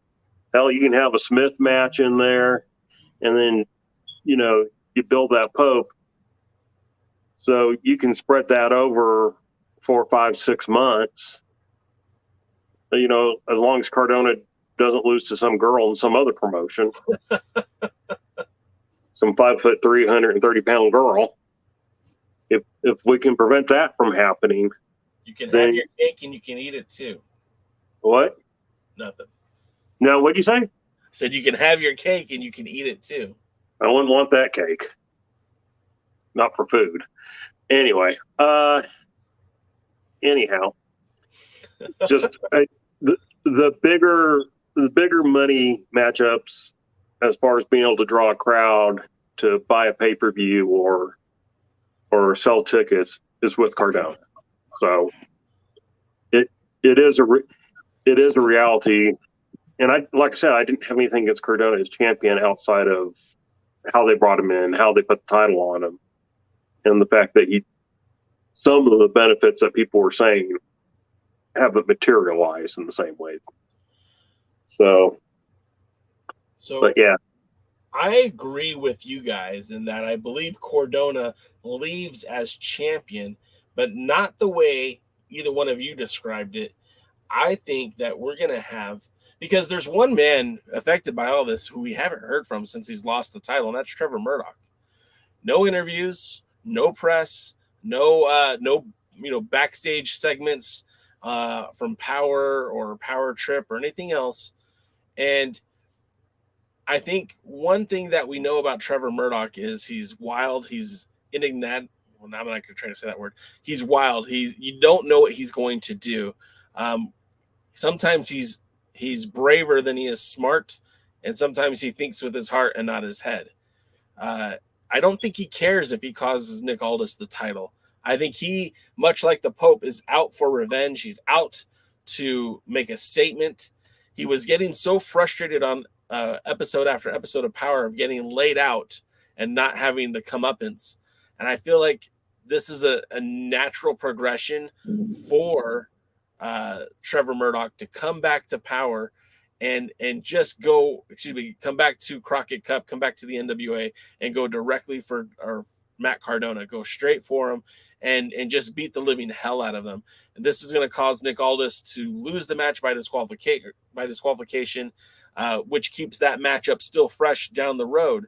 But then also, much like you guys said, builds up a match between Trevor Murdoch and Matt Cardona Part 2. Can always lead to that power couple versus power couple of the Aldises versus the Greens / Aldi's the grocery store, isn't it? Yeah, it is. But I feel like, and that's a match that can play out everywhere. Those four, Cardona, Matt, and Chelsea versus Nick and Mickey, I mean, that match could play out in Australia. That match could play out in Poland. That match could play out in Nashville. That match can play out in Florida. It could play out in the UK. I think that kind of a match with that kind of power dynamic behind it could do a lot of great things for the NWA and for the brand.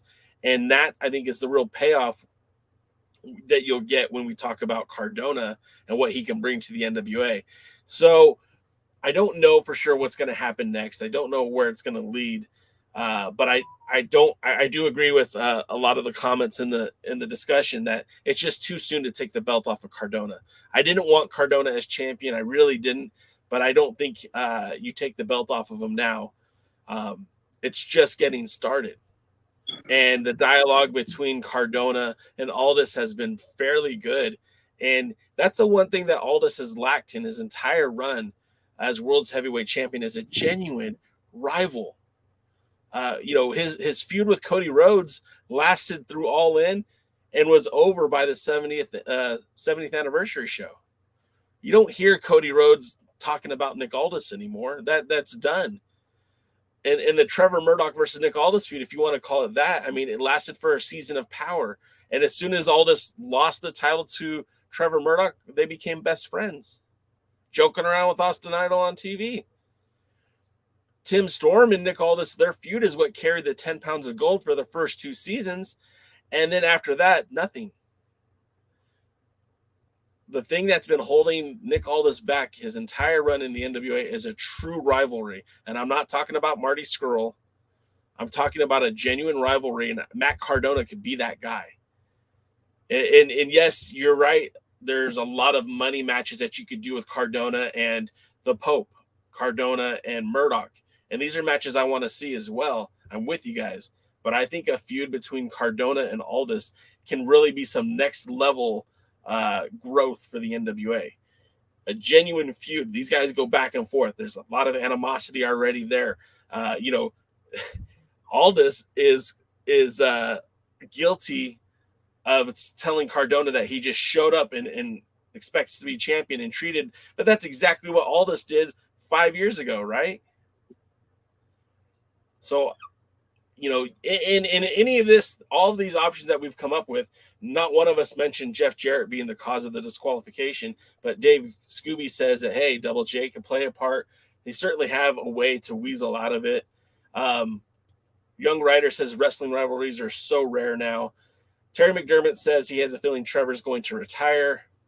James H. Jackson says Cardona has the fan base to draw new eyes, and that's what the title should be used for, is to bring new eyes to the weekly TV show. The goal should be to get more people paying the $49.99 a month. I think you meant $4.99 a month, but I got what you're saying. So we're all in agreement that Cardona should still be champion at the end of the Crockett Cup. We just all have different ways of getting there. Yeah, I don't think Jarrett's going to be involved because everybody expects Jarrett to be involved. 100%. And I agree with you. That's how controversy, that seems to be the people in charge of the NWA use that excuse to make the decision sometimes.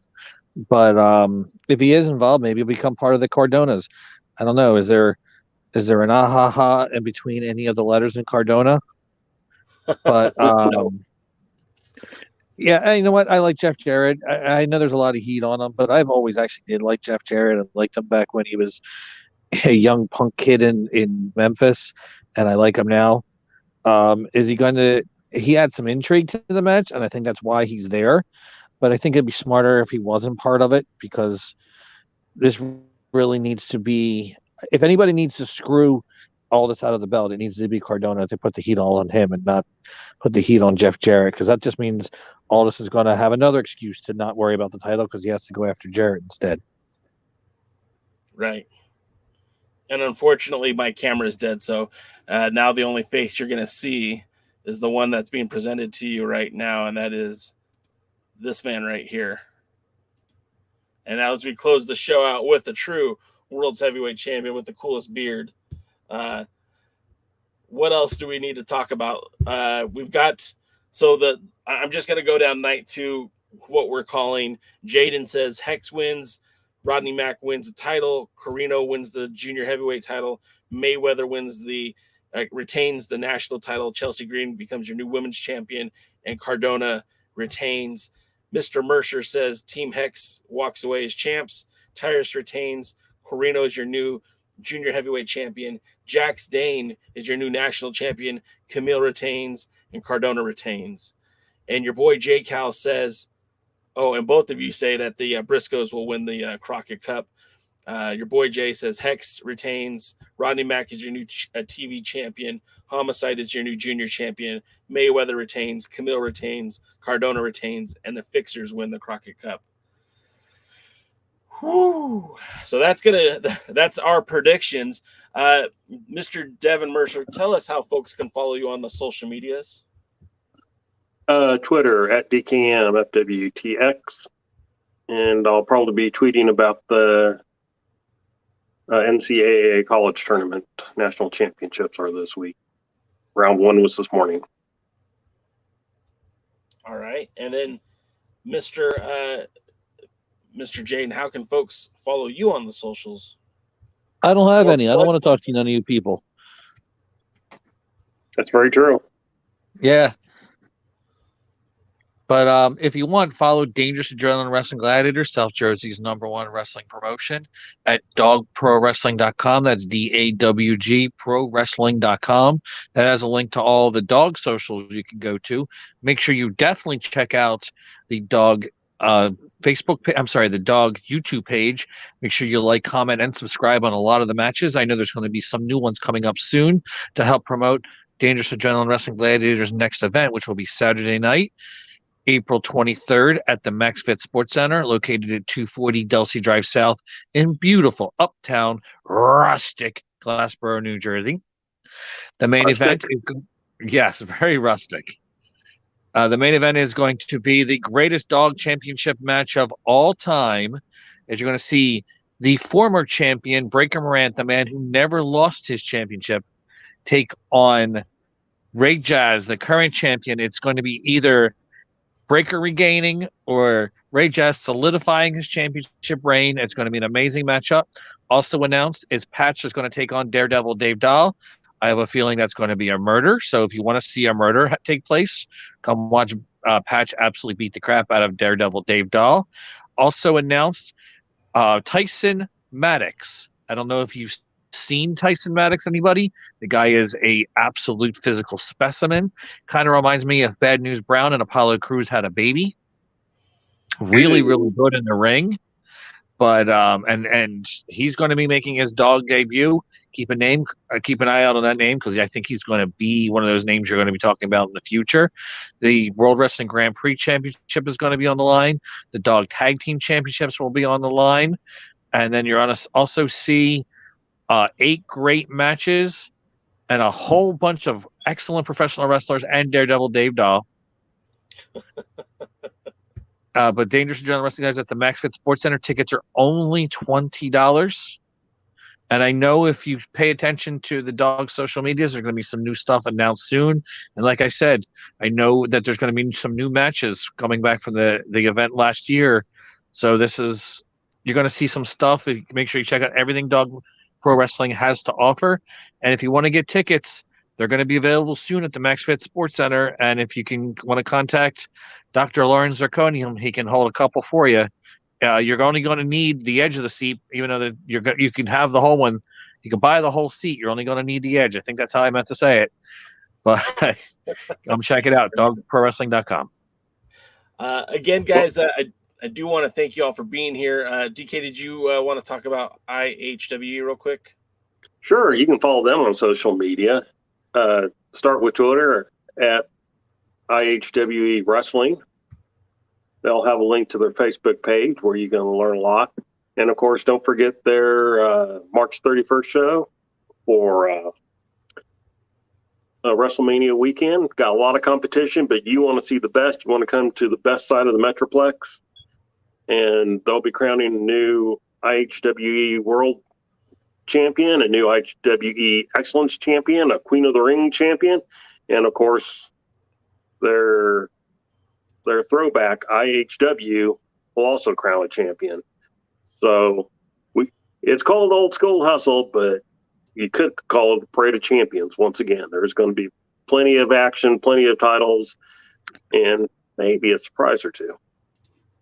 Since you're out in Texas, if anybody is out in Texas during that time, also Rocky the Ramon is going to be performing in Texas. Look up his Twitter account, Rocky the Ramon. He's going to be performing in Texas, I believe, the 1st and the 3rd. And Mr. DK, if you can get a hold of him, he's looking to expand his touring schedule.